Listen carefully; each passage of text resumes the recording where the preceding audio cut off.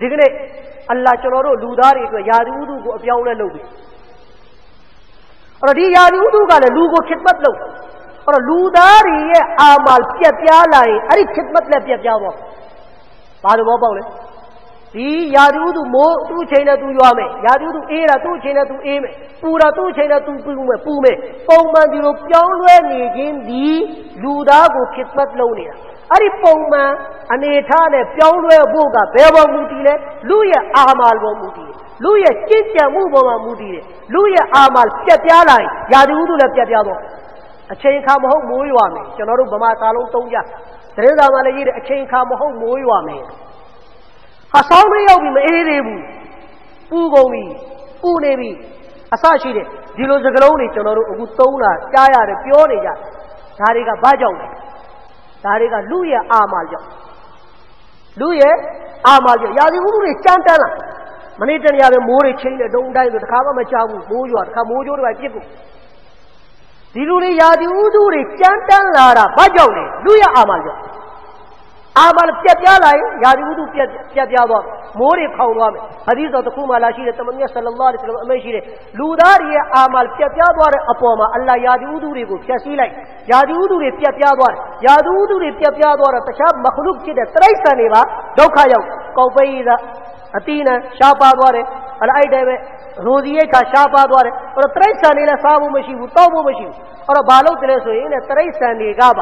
ါအလ္လာဟ်ကိုတိုင်တယ်ယာအလ္လာဟ်ဒီလူသားအလ္လာဟ်အီဘာဒတ်ကိုဖန်ဆင်းလိုက်တဲ့ဒီလူသားအီဘာဒတ်ကောင်းကောင်းမလုပ်တဲ့အပေါ်မှာအလ္လာဟ်အခုလိုအဇပ်တွေချပေးတယ်ဒီအဇပ်ကချပေးတာကတော့လူသားပေါ်မှာသို့တော်လည်းကျွန်တော်တို့ပါကြားကြောင်ခံနေရတယ်ယာဒီဥဒုရဲ့ပြင်းထန်မှုရဲ့တန်းကျွန်တော်တို့ပါခံနေရတယ်အဲ့တော့ယာအလ္လာဟ်မထူးဘူးဒီလူသားကိုဆက်ပြီးတော့အဇပ်ပေးပါဆိုပြီးတိရစ္ဆာန်တွေကကျွန်တော်တို့လူသားတွေအတွက်ကြိမ်ဆိုတယ်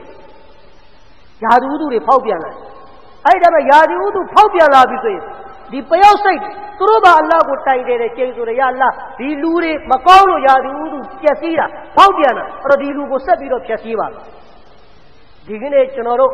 ဟိုတော့ဆိုရင်ရန်ကုန်ရဲ့ယာဒီဥဒုကိုတော်တော်ချီးကျူးဟာရန်ကုန်ယာဒီဥဒုတော်တော်ကောင်းအခုပြန်ကြည့်လိုက်ရန်ကုန်ယာဒီဥဒုမကောင်းတော့ဆောင်းရင်းဆိုတာဗမာမှမသိ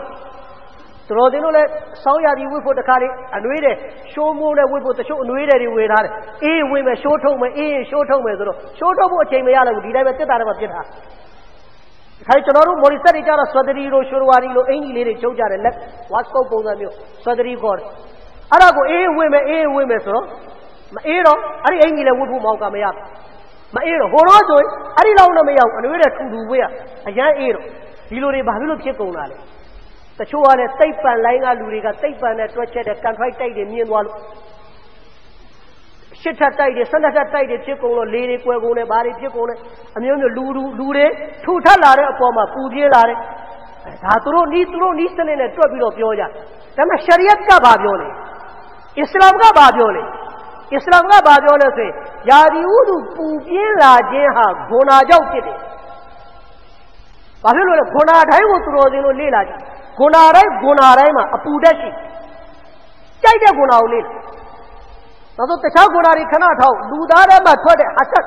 ်မနာလိုတိုစိတ်လူတယောက်ပေါ်မှာမနာလိုဖြစ်လိုက်ခန္ဓာကိုယ်ထဲမှာနေမတိထိုင်တာချွေးတစ်ပိုက်ပြန်ထိုနည်း၎င်းပဲဒေါသထွက်ကြည့်မလိုတဲ့နေရာမှာဒေါသမဆိုင်တဲ့နေရာမှာဒေါသရှရီယတ်ကခွင့်မပြုတဲ့နေရာမှာဒေါသထွက်အပူဒေါသထွက်လာပြီဆိုတော့ရှိုင်တန်ရုပ်ဖြစ်သွားသူ့အမှန်နဲ့ပြကြည့်အစ္စလစ်နဲ့မင်းနဲ့ဘာကွာလဲအတူတူပဲ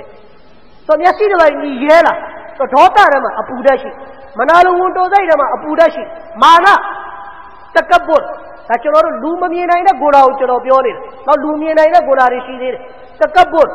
လူမမြင်ဘူးသူ့နှလုံးသားထဲမှာရှိအဲ့ဒီထဲမှာလည်းမာနရှိအားနဲ့သူ့မန်တက်အဲ့ဒီထဲမှာလည်းအပူဓာတ်ပဲဒါကလူမမြင်နိုင်တဲ့ဂုဏလူမြင်နိုင်တဲ့ဂုဏဇေနာကိုပြန်ကြည့်ဇေနာအပူတွေခင်ဗျာသွေးပူလာတယ်ပါပူလာတယ်အဲ့ဒီအပူကတောင်းရလို့ဇေနာလို့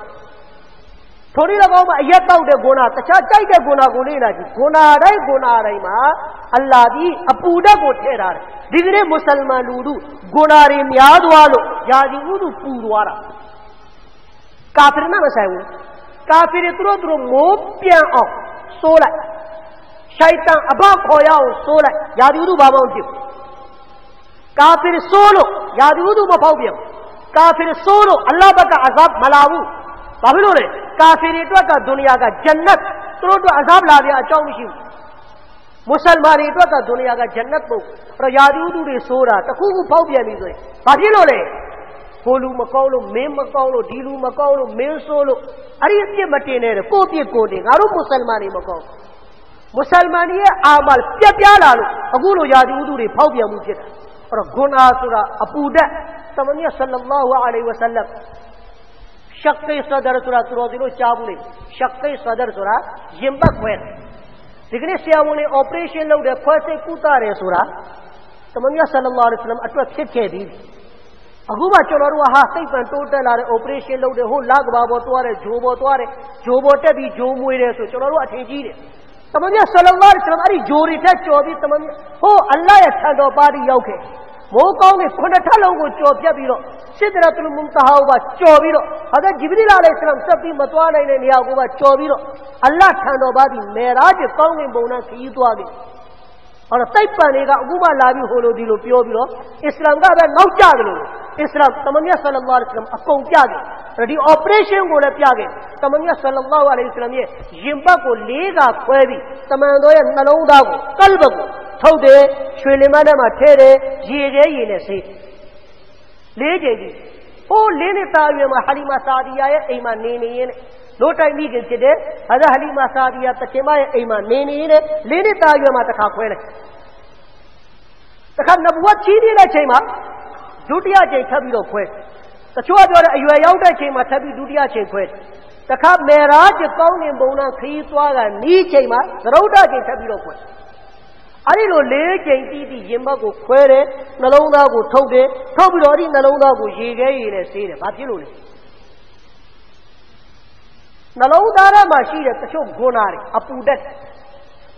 ်အဲ့ဒီအပူဓာတ်ကိုခြုံငိမ့်စေဖို့အတွက်ရေခဲရေနဲ့ဆေးသမန်မြတ်ဆလ္လာလာဟူအလိုင်ဝါဆလမ်အဲ့ဒီနောက်ပိုင်းကဘာမှာအလ္လာဟ်ကကျင်ညာလိုက်တယ်ကုရ်အာန်မှာထည့်ကျင်ညာလိုက်တယ်ရဆူလ်လာဟ်ဆလ္လာလာဟူအလိုင်ဝါဆလမ်ကမာဆူအပြစ်မဲ့အပြစ်ကင်းစင်နှလုံးသားနဲ့ပတ်သက်တဲ့ဝိညာဉ်နဲ့ပတ်သက်တဲ့ဂုဏ်ဓာတ်နဲ့တမန်တော်မကျူးလို့နှလုံးသားရဲ့ဂုဏ်ဓာတ်ဆိုတာမာနရဲ့ဂုဏ်ဓာတ်မနာလိုတိုစိတ်ရဲ့ဂုဏ်ဓာတ်မတရားဒေါသထွက်တဲ့ဂုဏ်ဓာတ်ဒီဂုဏ်ဓာတ်တွေမကျူးသလိုတခြားခန္ဓာကိုယ်နဲ့ပတ်သက်တဲ့ဂုဏ်ဓာတ်တွေလည်းရဆူလ်လာဟ်ဆလ္လာလာဟူအလိုင်ဝါဆလမ်မကျူးလို့ဘူးမာဆူအဲ့တော့တမန်တော်ဆလ္လာလာဟူအလိုင်ဝါဆလမ်ဒီဟဒီသ်မှာရေးကြတယ်ရေခဲရေနဲ့ဆေးတာဟာတဲ့ဂုဏ်ဓာတ်ဒီကလ်ဘဘတ်နှလုံးသားထဲမှာရှိတဲ့တချို့အရည်ချင်းတွေဒီအပူဓာတ်အဲ့ဒီအပူကိုငြိမ်းစေဖို့မလုပ်တာလဲရေခဲရေနဲ့ဆေးတာအထိုးလေး၎င်းပဲကျွန်တော်တို့ထဲမှာရှိနေတဲ့ဂုဏ်ဓာတ်တွေကလည်းအပူဓာတ်အဲ့ဒီခရရဂုဏ်ဓာတ်ဟိုကဂုဏ်ဓာတ်ဆိုတော့အပူတွေများသွားဒီကနေ့အပူတွေများတဲ့ထဲမှာတစ်ခုဘာပါလဲဆိုဂီဘတ်ပြက်လေးဘာလေးလဲဂီဘတ်ပြက်လေးအတင်းပြောတယ်အခုဒီပန်ကဖွင့်လာတယ်အဲကွန်ဖွင့်လာတယ်ပြီးတော့လေတိုက်အဲ့ဒီလေတော်တိုးမပေါက်တော့ဘူးဒီကနေ့ရောင်းလက်ပလီတို့ဒီရခိုင်ပလီတို့ရဲ့ဆန်မှာထိုင်ပြီးပြောနေတဲ့အတင်းတွေရဲ့လေကဒီတောင်ကျွတ်တစ်မြို့လုံးပူနေတယ်ပလီအပေါက်မှာထိုင်ပြီးပြောတဲ့ဂီဘတ်ကြောင့်ဂီဘတ်ရဲ့လေတွေပြန့်တာလမ်းပြ30ပူနေတာပဲဘာဖြစ်လို့လဲဂီဘတ်အပူဓာတ်ခင်ဗျလူများကိုမနာလိုပြီးတော့အတင်းပြောတဲ့လူကိုမြင်ပြီဆိုရင်ခင်ဗျားတို့ကဆမ်ချိန်လိုက်ခူဒါကီကဆမ်အဲ့ဒီကာလနာထဲမှာယောဂနှစ်ခုရှိယောဂတစ်ခုကတကပူရိယယောဂနောက်ယောဂတစ်ခုကဟဆတ်ရဲ့ယောဂမနာလိုတိုစိတ်ဆိုတဲ့ယောဂသူ့ထဲမှာရှိနေတယ်ပြီးတော့မာနရဲ့ယောဂရှိတယ်ခင်ဗျားဒီသူ့ရဲ့အတင်းပြောမယ်ဆိုရင်သူ့မနာလိုလို့ပြောမနာလိုလို့အတင်းပြောဒီလူကမနာလိုစိတ်မရှိရင်သူ့အတင်းထိုင်ပြောကြကိုအကြောင်းမရှိအဲ့တိုင်မှာခင်ဗျားကသူ့ထက်ငါတာတယ်လို့ထင်လို့သူ့ရဲ့အကြောင်းကိုပြောတာဒါကြောင့်ဂီဘတ်ပြောတဲ့လူတွေမှာအလိုလိုနောက်ထပ်ယောဂနှစ်ခုဆွဲကတ်အဲ့တော့ဂီဘတ်လည်းအပူဓာတ်မာနလည်းအပူဓာတ်ဟဆတ်ကလည်းအပူဓာတ်ဒါကဟဆတ်ကကန်ဆိုးခြင်းဘာဖြစ်လဲသိလားအီမန်မှာပြတ်သွားတယ်မနာလိုတိုစိတ်ပြင်းထန်လာရင်အီမန်ပြတ်သွားနိုင်ဘာလို့ပြတ်သွားနိုင်လဲခင်ဗျားသူ့ကိုမနာလိုဘူးသူ့မနာလိုတော့သူတိုးတက်နေတာကိုမနာလိုဘူးစိတ်ထဲမှာလောင်းနေချမ်းသာသွားပြီလောင်းနေတယ်ကားရှိနေတယ်လောင်းနေတယ်သူလောင်းတစ်ခုမတစ်ခုဒုက္ခပေးဖို့စဉ်းစားဘလို့မှဒုက္ခပေးလို့မရတော့အထက်လန်းအောင်လန်းဆရာကြီးစီးသွားတယ်အပေါ်လန်းအောင်လန်းအော်တယ်မို့လားလိုင်းကားတယ်အဲဆရာကြီးကမှလည်းအပေါ်လန်းဆရာအောင်လန်းဆရာတွေရှိအပေါ်လန်းဆရာကြီးသွားလို့မရရင်အောင်လန်းဆရာကြီးသွားပြီးတော့ဆရာဒီလိုရှိတယ်ဒီလူကပါမှတ်ထားသူတော်စင်လို့ဒီကနေ့တာဝိဆရာတွေနည်းနည်းအန်ဒီရယ်များသူတို့စီလူပေါင်းကုန်လားအထူးသဖြင့်မိန်းမတွေတော်တော်များများလားမိန်းမတွေကလာကိုပြလိုက်ပဲဆရာကျမယောက်ျားကျမဘလို့ရက်ဆက်တာဘလို့ဒုက္ခပေးတာပါ ဟိုဆရာလေရှေ့ရမိမရှေ့ရအမျိုးသမီးကအိုက်တင်နဲ့မျက်နှာကိုလှုပ်လဲမျက်ရည်လေးဝယ်ပြီးမျက်ရည်ကလေးနဲ့ပြောတော့ဆရာလည်းနှလုံးသားနဲ့ပဲကျွေသွားဟာတကယ်ပဲဟုတ်ပါဒီယောက်ျားတော်ဆိုးတဲ့ယောက်ျားဘာညာစနာသွားတော့အခုချိန်မိမတွင်ဝင်သွားတော့ဆရာလည်းအဲ့ဒါဆိုရင်ကျမကိုလေလင်နိုင်တဲ့တာဝိလေးတစ်ခုလောက်ပေးပါကျမယောက်ျားကျမရှိမှကျမပြောတာအကုန်ပြီးရနိုင်ချင်တယ်လို့နိုင်လို့ရတဲ့ယောက်ျားဖြစ်ရနိုင်ဆိုအိတ်ကနိုင်ဘယ်လိုပဲနိုင်လိုက်နိုင်ချင်တယ်လို့နိုင်တဲ့ယောက်ျားအဲ့လိုကျမပြီးတဲ့ယောက်ျားမျိုးဖြစ်ဆရာလှုပ်ပေးပါဆရာလည်းဘာဖတ်တော်ထုတ်လိုက်အေးတဲ့ငါတော့လူတိုင်းတော့မလုပ်ပေးဘူးတဲ့ဒီလိုစိုးတဲ့ယောက်ျားဇွလုံလုပ်တဲ့ယောက်ျားဆိုရင်ဇွလုံကိုကာကွယ်ဖို့လှုပ်ပေးတာဘာညာဆိုပြီးသူလည်းသူ့တာဝိဂျာအစ်ဖြစ်ဖို့ပိုင်ဖို့အတွက်သူဖတ်တော်ပြန်ထုတ်ပြီးတော့တာဝိရေးပေးလိုက်ဒါကြတော့ဆိုဟာရမ်တာဝိအဲ့သူတစ်ဖက်သက်နာတော့တကယ်ပဲယောက်ျားဇွလုံလုပ်လားမလုပ်လားခင်ဗျာတာဝိရေးတဲ့နေရာမှာထိုင်ပြီးဘယ်လိုသိနိုင်ရှိုက်တန်မွေးရပြီရှိုက်တန်ကိုနဲ့သွားမေးခိုင်းတယ်ရှိုက်တန်ဆိုတာကလူလိမ်ပဲကိုရှိုက်တန်လူမဟုတ်ရှိုက်တန်အလိမ်ကောင်ပဲလိမ်ပြောပါပဲရန်တိုက်ပါပဲသူ့အလောက်ကဒါပဲအဲ့တော့ရှိုက်တန်မွေးပြီးကြည့်ခိုင်းလဲဒီသတင်းကမှန်ဖို့မရှိအဲ့ဒီစကားကမှန်ဖို့မရှိကုရ်အာန်ကလည်းကျင်ညာပြီးသားအင်နရှိုက်တာနလကုမ်အဒူဝွန်ဖတ်တခီဒူဟူအဒူဝါရှိုက်တန်ကအတင်တို့ရဲ့ရန်သူပဲရန်သူကိုရန်သူတို့ပဲတတ်မှတ်ပါတဲ့ဘော်ဒါမလုပ်လိုက်နဲ့ဆူရာယာစင်အမလ်ထိုင်ပြီးတော့ဂျင်ကိုမမွေးလိုက်နဲ့ဆူရာမုဇ္ဇမင်အမလ်ထိုင်ပြီးတော့ရှိုက်တန်ကိုနိုင်အောင်မဖမ်းလိုက်နဲ့မခိုင်းစားနဲ့တဲ့ဒီကောင်ရန်သူကိုရန်သူလိုပဲထားအဲ့တော့သူတစ်ဖက်စကားနားထောင်ပြီးတော့လှုပ်ပေးလိုက်တကယ်ဆိုယောက်ျားကသူ့ကိုတကယ်ဇွလုံလုပ်တာမဟုတ်တကယ်မတရားလုပ်တာမဟုတ်ဘူးသို့တော်လည်းသူလှုပ်ပေးလိုက်တဲ့တာဝိတချို့ဆိုဒီကမှလူငယ်တွေလည်းရှိပါတယ်လူပြိုတွေနားထောင်ကောင်မလေးတယောက်ကိုကြိုက်တော့လိုက်တော့မရတော့ဘာပြောလဲတာဝိဆရာစီသွားဆရာကျွန်တော်ဒီကောင်မလေးတကယ်ယူပါဆရာကျွန်တော်ဒီကောင်မလေးမမရဘာဖြစ်သွားပဲညာဖြစ်သွားပဲသူသွားပြီးတော့ဟိုမှာငိုပြတော့ဆရာလည်းအေးမေးရအောင်နော်လူရသားသမီးတော့တကယ်ယူရမှာတော့တကယ်လုံးရမှာတော့ဘာ तू ကပြန်ပြီးပေါ့တရားပြန်ဟောလိုက် तू ရေးပေးတာပိုင်မဲ့အတွက်အထောက်ထားတွေ तू ကရေးပေးလိုက်ပြီးတော့ဗာမလဲနင်းစီပေါင်းအိတ်ကတ်တော့ဘလို့ထဲတာပြီးဘာဘလို့လောက်တာအဲ့ဒီနင်းစီပန်းမှန်းပြီးအိတ်ကတ်ထဲပြီးဒီကောင်မလေးကိုလိုက်ရဟာကြည့်ဟောနင်းစီပန်းအိတ်ကတ်ထဲပြီးလိုက်တော့ကြည်သွားတယ်မိဘသဘောမတ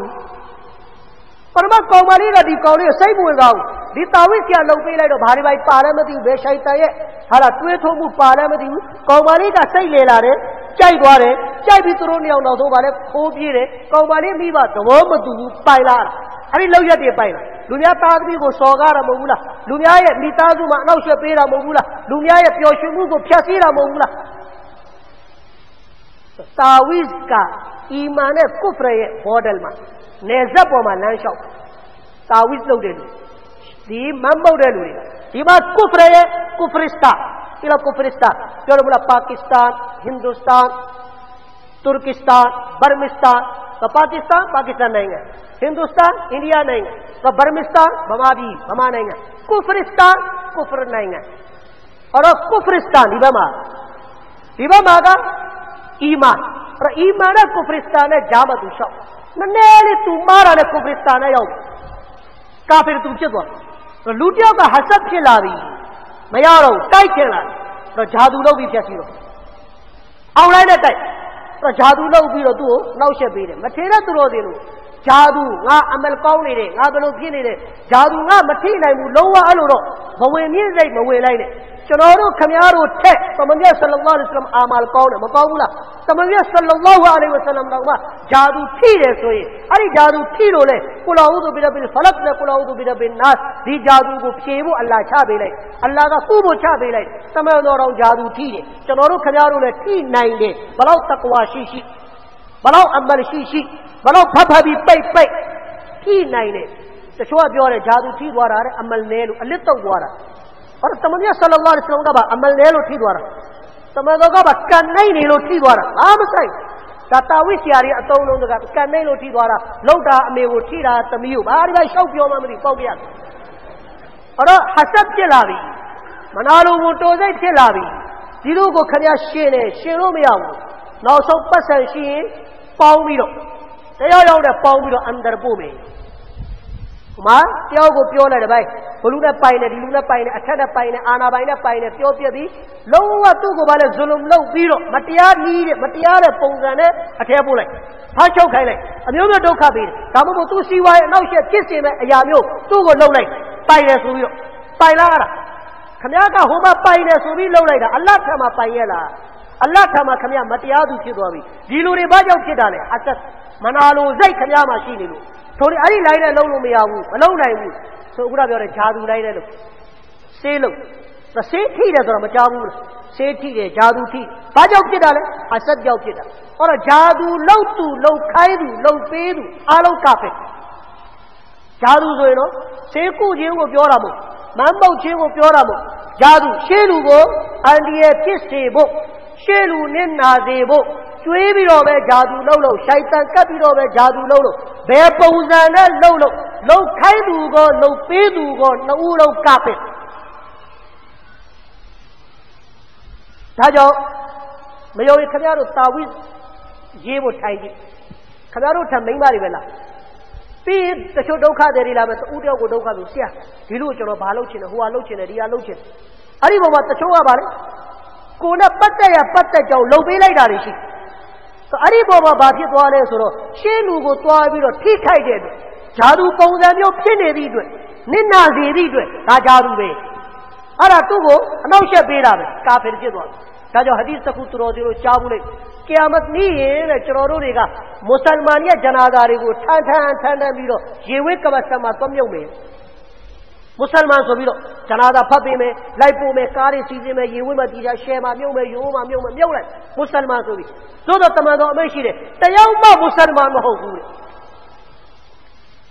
မွတ်စလမန်ဆိုပြီးမွတ်စလမန်ကမ္ဘာစမှာထမ်းပြီးသွားမြုပ်ကြမယ်သို့တော့တယောက်မှမွတ်စလမန်မဟုတ်ဘူးဘာတွေကြောင့်အခုနပြောသလိုအီမန်ထွက်သွားမှမသိတဲ့အရ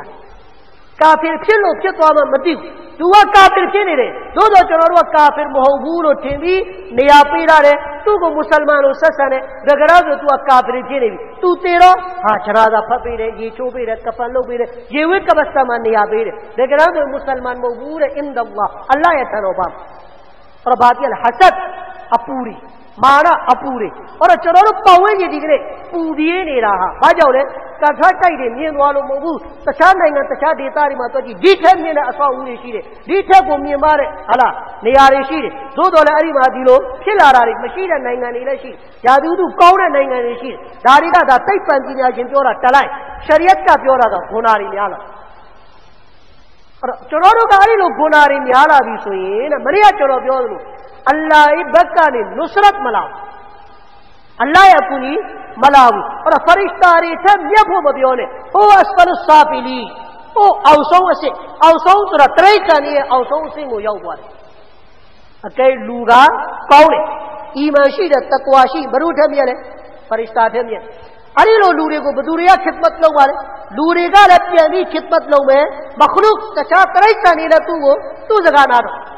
Hazrat Sulaiman alayhi salam ကြားဘူးတယ်နော်နဗီသူကလေမြေအားလုံးကိုသူကအုပ်ချုပ်တယ်ဂျင်တွေကိုလည်းသူအုပ်ချုပ်သူ့ရဲ့တရဖူတစ်ခုရှိတခါတလေသူဂျင်နေစီသွားတော့မယ်အဲ့လိုအပြင်သွားမယ်တရဖူဆောင်းတရက်သူကမှန်ရှိမှရပ်ပြီးတော့တရဖူဆောင်းတရဖူကသူတဲ့ဆောင်းလိုက်တယ်ဒီကခေါင်းမှန်ပြန်ကြည့်လိုက်တော့ပြန်ဆောင်းသွားဆောင်းတော့ပြန်ပြီးတော့တဲ့အောင်ပြန်လုပ်လိုက်ပြန်လို့ပြီးပြန်ကြည့်တော့ပြန်ဆောင်းသွားအဲ့ဒီလိုနှစ်ခေါက်သုံးခေါက်ဖြစ်တော့နဗီပဲအလ္လာဟ်နဲ့တိုင်တယ်လို့ရအလ္လာဟ်နဲ့စကားပြောယာအလ္လာဟ်ဒီတရဖူဟာကျွန်တော်ဆောင်းတာတဲ့တယ်နေ့တိုင်းဆောင်းလဲအတက်ဒီကနေ့ဒီတရဖူဟာကျွန်တော်ရဲ့အမိန့်ကိုဖီးဆန်လာတယ်ဟာဇတ်ဆူလိုင်မန်ကအရာရာပေါ်မှာအာဏာရှိအားလုံးပေါ်မှာအုပ်ချုပ်ခွင့်အာဏာအလ္လာဟ်ပေးတာဒီကနေ့ဒီတရဖူဘောင်းပေါ်ဆောင်းတဲ့တရဖူကဒီလိုဆောင်းသွားဆောင်းသွားယာအလ္လာဟ်ဘာကြောင့်ဆောင်းလဲနဗီဆိုတာနည်းနည်းလေးတစ်တိမွားမွားလေးမားရင်လေကျွန်တော်တို့အတွက်ဂုဏမဟုတ်တဲ့အရာကအလ္လာဟ်သူတို့ဂုဏပုံစံအေးယူဘာမဟုတ်တဲ့စကားတစ်တိလေးကိုလည်းနဗီတယောက်အတွက်အဖြစ်မခံဘူးအဲ့ဒီလိုဟာဇတ်ဆူလိုင်မန်အလိုင်ဟိစလမ်ကဖြစ်ထားတာကိုအလ္လာဟ်ကသတိပေးလိုက်တယ်ကြီးတယ်အတင်းကငါအလ္လာဟ်ရဲ့တောင်းဆိုမှုငါအလ္လာဟ်ရဲ့အမိန့်တစ်ခုခုမှစန့်ကျင်ထားလို့အတင်းရဲ့အမိန့်ကိုလည်းတရဖူကစန့်ကျင်လာတယ်မခလုကစကားနားမတော်ခင်ဗျားတို့တာသမီကိုသားသမီးကိုစကားနားမထောင်ခင်ဗျားတို့စိတ်ဆိုးလားမဆိုးလားငါသားပြပြီးငါစကားနားမထောင်အထူးသဖြင့်ကျွန်တော်ဘင်္ဂါလီတွေပို့ဆိုးတယ်ဘင်္ဂါလီဖာဆိုငါဘင်္ဂါလီတစ်ချက်လို့အမိတ်မလင်းကီယာမတ်နဲ့ဟရှာမှာအဲ့ဒီဘင်္ဂါလီတွေကြည့်ရတစ်ချက်လို့အမိတ်ဆိုတဲ့ဘင်္ဂါလီဖိုးကြီးတွေအလ္လာဟ်လည်းတစ်ချက်လို့အမိတ်ပဲအလ္လာဟ်အမိတ်ကိုအဲ့ဒီဘင်္ဂါလီဖိုးကြီးတေချာသားတော့အလ္လာဟ်အမိတ်တစ်ချက်လို့အမိတ်နမတ်ဖတ်လားလေလော်ရင်းတဲ့အချိန်ကုန်ခဲ့အလ္လာဟ်တစ်ချက်လို့အမိတ်ရိုးသားတာတေချာသားလား Allah tashalo mai mausaida thala ari ma jaroမျိုးဈေးစစ်နေတော့ဟိုလိုတွေဒီလိုတွေပြောတော့ဘင်္ဂါလီဖာငါtashaloအမိတ်မဲ့ဒါပဲငါဖိုင်ဆလာမပြောင်းဘူးဆိုတော့ Allah ရဲ့အမိတ်ကိုကိုဘလောက်နာခံလဲကြည့်ကိုယ့်ရဲ့သားသမီးကကိုယ့်ရဲ့အမိတ်ကိုဖီးဆိုင်သဘောပေါက်လိုက်ငါလည်း Allah အမိတ်ကိုဖီးဆန်တာပဲကို Allah အမိတ်ကိုဘလောက်ဖီးဆန်မလဲအဲ့ဒီတော့ခမရဲ့လောင်းငယ်သားတွေကလည်းခမတို့ရဲ့အမိတ်ကိုဖီးဆန်သားသမီးရဲ့အမိတ်ဖီးဆန်တနေ့हजरत जी मौलाना इलियास साहब रहमतुल्लाह अलैह हजरत जी मौलाना इलियास साहब का हजरत शेखुल हदीस मौलाना जकरिया रहमतुल्लाह अलैह ने चचा तो हजरत शेखुल हदीस मौलाना जकरिया का 2 हजरत जी मौलाना इलियास साहब का चचा हजरत शेखुल हदीस मौलाना जकरिया का मज़ाहिर चौवा शेखुल हदीस बुखारी चंदिया और तखादले अरे निजामुद्दीन को तवार हजरत जी चचा था तवार तोय हुमा तखादले असीदे फिने रे प्यूने रे थाई तू असीदे थाई माई छजे थाओ फिर हजरत जी का जो माई छजे थाओ हजरत जी ने बाबा मबियो फिर बाबा ले अकई माई छजे थाओ कोई मशीन चचा चलो थाई लो मपाई मुरे मठाई मुरे मारो असीदे प्यो दूंगा माने माए ताने मामा चरोगा ती ताने अरे थाई वाई मा चरोगा सठाई तू जगह को ठाव खाया चाबो चलो एक टावेगा छजे ठाव कोई सीमा चलो थाई लो या और छजे ठाव अरे वो हजरत जी मौलाना ये सब का मैं शी हजरत शेखुल हदीस मौलाना जकरिया जाओ जी लोगे बोलो हला चासे मु तोरा अगुलो छजे ठाव दो छजे प्योर नने लूरेगा तई बचाई छो अरे लोरे फित लोरे हजरत जी जाओ हजरत शेखुल हदीस मौलाना जकरिया जाओ जी लोगा को अन्यारी अचो भी खे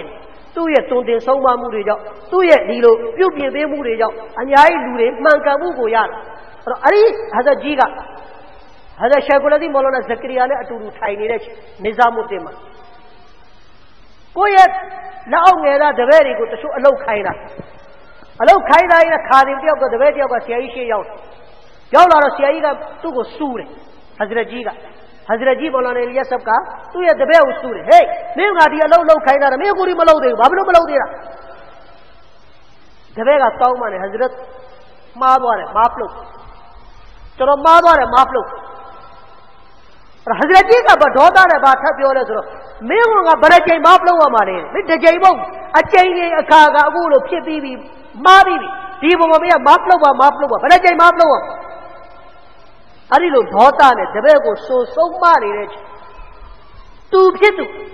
शेखुल हदीस मौलाना जकरिया रहमतुल्लाह अलैह देखेगा चचा है नारा उसका बीरो बादोले सुनो चचार हशर ने अल्लाह सीगान अल्लाह अठानोबा सीगान चचा बनजे अल्लाह या माफ लो मुंह को लोलाद रे अरे लो चचा माफ लो लाई अल्लाह सीगाने बनजे मफरत लोला ने बनजे माफ लो दा को लोला ने चचा ले दी दबे को अरे लो माफ लो चचा बनजे माफ लो ले अल्लाह ले हशर ने अल्लाह माफ लो तरे अल्लाह वाला वली तो रोज़ नबा नीसी रा वागना पा नीसी नहीं सी रा पोंगा में सीलो या तब दिया तू नीसी रा नीगा तू बाउंड लो मत ये रो पेका का लो रो सीना रे ना नहीं रे खाई नहीं रे मिये नहीं रे तो नहीं रे मिये बिगड़े ना मैं को बाबलो बना गए बाबलो पेका का लो रे तू छे सीधा रे मुहासबा लो रे यमी मुराकबा लो ना बा मारे से बाती आले बिगड़े तू इशराब को नरकत पे फबी ला ले नहीं लीरकत फने जा नरकत चावास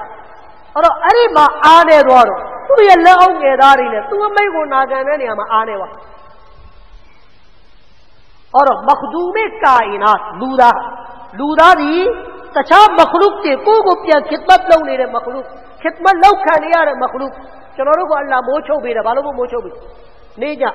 आराम लो को ऐसा को अनायु को ता लूगो खिदमत लो और लूगार पूरा प्योदलू तकवा शी में ईमान शी में आमाली स्वालिया शी में तो ये तछा मखलूक थे दूरे चौने रे तोया तई संगुगा सा अमई बेलोया हजरत सफीना रदियल्लाहु ताला अन्हा देखे सहाबी दबा तुगा तने जिहाद वाई ने औसू ने क्वेवा मिमी लु औसू ने क्वेवा रो लांप्याउ तोरे बे तोरो तोबे मदी तोरे माके တောထဲမှာဖြစ်တော့ဟာဇတ်ဆဖီနာကကြားတစ်ကောင်ကိုရောက်လာတော့တွေ့တော့အဲ့ဒီကြားကိုအမိတ်ပေးတယ်။အိုးကြားငါဟာရဆူလုလ္လာဟ်ဆလ္လာလာဟ်အလိုင်းဝါဆလမ်ရဲ့ဆဟာဘာဖြစ်တယ်။ငါရဲ့မိတ်ဆွေတွေနဲ့ငါအခုလမ်းကွဲသွားတယ်။ငါလမ်းပြောင်းနေတယ်။မင်းငါ့ကိုလိုက်ပြီးတော့လမ်းပြဆိုပြီးတော့ကြားကိုအမိတ်ပေးတာ။ဟာဇတ်ဆဖီနာရဲ့အမိတ်ကိုနာခံပြီးကြားကခွေးတစ်ကောင်အမီးလောက်တယ်မို့လား။ပိုင်ရှင်ကိုမြင်ပိုင်ရှင်ကိုမြင်သူစားဖို့မြင်အမိလောက်တယ်လို့ကြားကအဲ့လိုအမိလေးရန်ပြီးတော့သူ့ကိုလမ်းပြပြီးသူဆဟာဘာတွေနဲ့တွေ့အောင်လမ်းလိုက်ပြလိုက်တယ်ပို့ပေးတယ်သူလည်းလူပဲဆဟာဘာမို့လို့ကြားကိုခိုင်းလို့ရတာမဟုတ်တေချာနာတော့မနေ့ကစကားဆဟာဘာမို့လို့ကြားကိုအမိတ်ပေးလို့ရတာမဟုတ်ဘူးအီမာန်နဲ့တကွာရှိလူတိုင်းခိုင်းလို့ရလူတိုင်းဒီမခလုတ်တွေကိုခိုင်းလို့ရهذا عقبة بن عامر رضي الله تعالى عنه تكيمو رسول الله صلى الله عليه وسلم کا امیر کبیرو وہ افریقہ نے پہ ما جہاد تو بورو سیلو لگ اری ما جہاد تو بھی سن نہیں وارو اری ما تو جائیں گی تو خوشی ہے تو جائیں اری تو رہا ما سکھان چھابو امیر کا سونگ جا لگ دینیا ما دورے سکھان چھاب دینیا ما جواتے میں سکھان چھا رہا ما سپری یا نی اوبری یا کہا کھائنو موشی میں سوی دینیا کو جوئی لگရွေးတော့ကြည့်လိုက်တော့အဲ့ဒီနေရာထဲမှာတကယ်တော်ရိုင်းတိရစ္ဆာန်တွေအပြည့်မွေတွေကင်းတွေအပြည့်ကြားတွေချင်းသေးတွေစင်တွေအများကြီးအဲ့ဒါမှရှိဒီလိုနေရာမျိုးမှာဘယ်လိုနေထိုင်မလဲအိမ်ဘယ်လိုဆောက်အဲ့ဒါဟာဇာဥဘာဘင်အာမီရဒီအလ္လာဟူတာအာလာတခင်ကအဲ့ဒီတောဇက်မှာမတ်တက်ရက်ပြီးတော့တခြားဆွာပါ၃ပါးကိုပါကိုယ်နဲ့တွဲရက်ခိုင်းပြီးတော့ကျင်ညာချက်ထုတ်တောဘက်ကိုလှည့်ပြီးတော့အဲ့ဒီတောရိုင်းထဲမှာကျင်ညာချက်ထုတ်ဘာကျင်ညာချက်ထုတ်လဲအယုဟလ်ဟရှရာတ်ဝစတိဘာအိုးတော်ရိုင်းတိရစ္ဆာန်တို့အိုးခြေလေးကြောင့်တိရစ္ဆာန်တို့နောက်ပါလေဒီကီရဲမကိုတွေနောက်ထပ်ဒီပိုးကောက်ပိုးလောက်လာတို့နဟနူအဆဟာဘ်ရဆူလ illah ဆလ္လာလာဟူအလိုင်းဝါဆလမ်ငါတို့ဟာရဆူလုလ္လာဟ်ဆလ္လာလာဟူအလိုင်းဝါဆလမ်ရဲ့ဆဟာဘာတွေဖြစ်တယ်ကြည့်ဒီတော်ရိုင်းတိရစ္ဆာန်တွေကိုမိတ်ဆက်စကားပြောတယ်အရင်အမိတ်မပေးဘူးဘာလို့ပါဆိုတော့အမိတ်မပေးဘူးအရင်ဘာလို့လဲမိတ်ဆက်တာဘယ်လိုပြောလဲနဟနူအဆဟာဘ်ရဆူလ illah ဆလ္လာလာဟူအလိုင်းဝါဆလမ်ငါတို့ဟာရဆူလုလ္လာဟ်ဆလ္လာလာဟူအလိုင်းဝါဆလမ်ရဲ့ဆဟာဘာတွေဖြစ်တယ်ဒါကြောင့်ဖရဟလူမင်းတို့တရားတွေထွက်ပေးဖိုင်နာနာဇီလူငါတို့ကဒီနေရာမှာစခန်းချဖို့ရှိ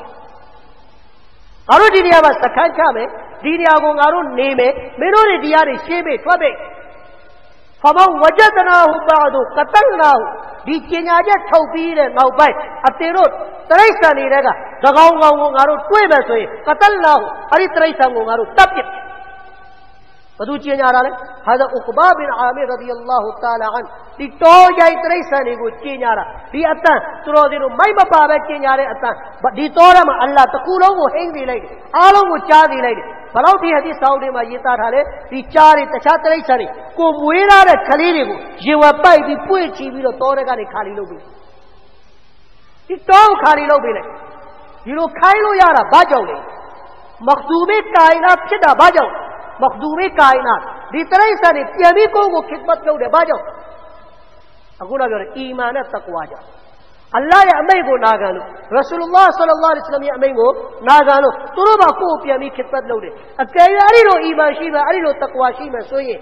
မီးတဲ့ဟာဇာအီဘရာဟီမ်အလိုင်ဟိဆလမ်အတွက်မီးပုံကြီးကပန်းဥယျာဉ်ဖြစ်နိုင်တယ်လို့ကျွန်တော်တို့တွေ့တယ်ဖြစ်နေအကယ်၍ကျွန်တော်တို့မှာစစ်မှန်တဲ့အီမာန်ရှိစစ်မှန်တဲ့တကွာရှိတယ်တကယ်တော့အလ္လာဟ်ကိုကြောက်တယ်ချစ်တယ်ခင်ဗျားကိုကာဖီတယောက်ဇလုံလို့မတရားလို့ဟက်ကလာမင်းဘာဖြစ်စဂျဒါလို့ဘာလို့မရှရစ်လို့ဘလို့မင်းကိုတပ်ပဲပြုတ်ပဲခင်ဗျားဇလုံလို့လေမိဘုံနဲ့ပြစ်ချပဲဇလုံလို့လေသို့တော်လေဟာဇာအီဘရာဟီမ်အလိုင်ဟိဆလမ်ကဲ့သို့တကွာမျိုးအီတာအတ်မျိုးအမိန့်နာခံမှုမျိုးကျွန်တော်တို့ထဲမှာရှိရင်လေတဲ့အာဂျဘီကရစက်တီဟဲအန်ဒါဇေဂူလစ္စတန်ပိုင်ဒါ आज भी कर सकती है अंदाज गुलिस्तान पैदा हज़रत इब्राहिम अलैहिस्सलाम कह दो ईमान शी में गए दी बोंजी का दिखने ले पाऊ ये क्या अल्लाह लो पे नहीं दी कह ये अलोमा महो सो द्वार हमें नागमु मशी सो द्वार सो तू बाटा सो ले तरह संडे सो रे सो भी कुरान में चेंजा रे इन्ना शर्रद दवाब अल्लाह फंसीदा रे मी पर हुई मा शौलन तो नहीं रे मखलूक की है मा असोदो मखलूक इंद अल्लाह या थानो बाबा बदूले असुम्मो सुरा सुम्मुन आप मप्योट အားရဆိုတာတကယ်အားတော်ပြောတာမဟုတ်မနေ့ကဒီအကြောင်းရှင်းခဲ့ပြီအားရဆိုတာအမှန်စကားပြောဖို့အားအမှန်စကားအမှန်တရားမပြောတတ်ဘူးမပြောတတ်ဘူးမပြောတတ်အဲ့ဒီမပြောတတ်တဲ့လူကိုကိုရံကပြောတယ်အမှန်စကားမပြောတတ်တဲ့မပြောတဲ့လူကတိရစ္ဆာန်တဲ့ဆိုတယ်အမှန်ဆိုတာခင်ဗျားတို့မင်္ဂလာဘောဝတ်တက်ပြောဖို့လိုတာမဟုတ်ခင်ဗျားအဖွဲ့အစည်းတစ်ခုဘောပကအဖွဲ့ကြီးကြိုင်ကော်မတီဖွဲ့ကျောင်းကော်မတီဖွဲ့ဒါမှမဟုတ်တခြားဘာသာရေးပါအဖွဲ့လုံနေတာတွေကြိုင်နေတာတွေအလကားရှရီယတ်နဲ့စန့်ကျင်နေခင်ဗျားဒါစန့်ကျင်မှန်းသိခင်ဗျားပါဇက်ပြောရမယ်တာဝန်ရှိရှရီယတ်နဲ့အပြီးစန့်ကျင်တချို့အခုကျောင်းပိတ်တယ်မကတ်ကျောင်းတွေဆိုပြီးတော့မကတ်ရာဒီသူတော်စင်တို့လည်းသိမှာမကတ်ကျောင်းပိတ်လိုက်ရင်ကျောင်းပိတ်တော့ဒီဘက်လာဆိုးတယ်ဟိုမှာထားပါတော့၈လပိုင်းကိုဆိုးလာ9လပိုင်းကုန်ဒီစာတင်နဲ့၈လပိုင်း10ရက်12ရက်လောက်မှဂျန်စာလုပ်တယ်ဥပမာဆိုတော့၈လပိုင်းလာတာကိုတဲ့ကျောင်းကော်မတီကယူကြောင်ဆောင်နေတယ်အယူတွေဖြစ်9လပိုင်းကုန်တဲ့ဒီလာတာပေးတယ်ဒီဘက်စိုးသွားတဲ့လာတာကိုကော်မတီတွေမပေးဘူးတဲ့မုံကုန်းမတက်မှလည်းမပေးဘူးမကျင်တဲ့လဲသေးလိုက်ဟာရာမီတွေသူတို့တွေအဲ့တော့ဘာလို့မပေးလဲဒီဘက်ရက်စိုးသွားတာတဲ့ဒီရက်လေးတဲ့ပေးပါလို့မလဲအဲ့တော့ပေးရမဲ့လာစာကြတော့မပေးဘူးမပေးရမဲ့ပတ်စာဟာဒီစက်တွေတရာဝီဖတ်ပြီးမပေးရမဲ့ပတ်ဆောင်ကြတော့အော်တိုက်ပြီးပေးတယ်သရောင်းသားလုပ်ပြီးကြံတာကောက်ပြီးပေးတယ်ပိတ်ဖြူကြီးတလားလို့ခင်းလို့မပြီးဘူးသရောင်းသားလုပ်လို့မပြီးဘူးတလားလို့ဟာဘစ်တွေအတွက်ဒါမပေးရမဲ့ပတ်စာအဲ့တော့ကြတော့တောင်းကနာသိန်းကနာလုပ်ပြီးတော့ပေးတယ်မကပ်ကဆရာတွေပေးရမဲ့လာဆောင်ကြတော့သရောင်းသားတွေကမပေးဘူးမပြောတဲ့လူတရိတ်ခံတဲ့ဆိုအဲ့ဒီကော်မတီထဲမှာတချို့တူချင်းတွေ့တော့ပြောရင်ကျွန်တော်ပြောတယ်သူ့ပြောလို့မရပြောတယ်ပြောလို့မရဘူးဆိုရောက်ပြောအဲ့တော့လုံးဝမပြောတဲ့လူကြတော့ရှမ်ရတ်ဒဝါအင်ဒလ္လာဟီအဆွမ်အားရဆိုတာစကားမပြောတတ်သောသူကိုပြောတာမဟုတ်အမှန်တရားမပြောသောသူကိုပြောတာအဲ့ဒီအားနေသောသူကဝတ်ထက်ဆိုတယ်ရှမ်ရတ်ဒဝါအဲ့တော့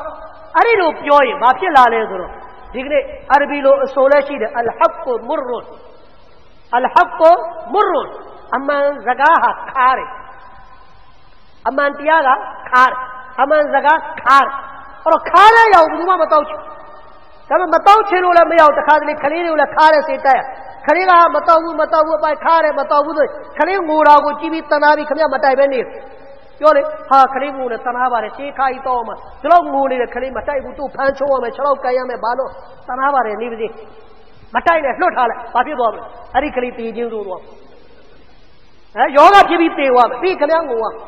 အဲ့တော့အကယ်အဲ့လိုမပေါ့ဘူးခလေးတော့ဘာလို့ကြလဲသူ့ဘာခါတယ်ငိုနေတဲ့ကြားတဲ့က6လောက်ကန်တယ်ဖမ်းချုပ်တယ်တယောက်ကဘာလို့ထားတယ်နှာခေါင်းပိတ်ထားတယ်ပြီးတော့မရမကထိုးတယ်အဲ့ဒါလူအဲ့ဒါမိဘအဲ့ဒါကျင်နာမှုအဲ့ဒါတရားသာသနာနဲ့ပတ်သက်ပြီးလဲဒါပဲပြောတာအမှန်အဲ့လိုခါတဲ့ကြားတဲ့ကနေ6လောက်တုံခြေတုံနှာခေါင်းပိတ်ပြီးထဲအဲ့ဒီစကားတွေထဲမထဲတိရစ္ဆာန်တဲ့ဆိုအင်နရှရတ်ဒဝါဘအင်ဒလ္လာဟိဆွမ်အလ္လာဟ်ထံတော်ဘာမှာအစိုးဆုံးတိရစ္ဆာန်ဝတ်ထကိုဆိုတဲ့မခလုကအဆွမ်အမှန်ကိုမြင်လျက်သိလျက်မပြောသောဗဇက်ပန်ရှင်ဖြစ်တယ်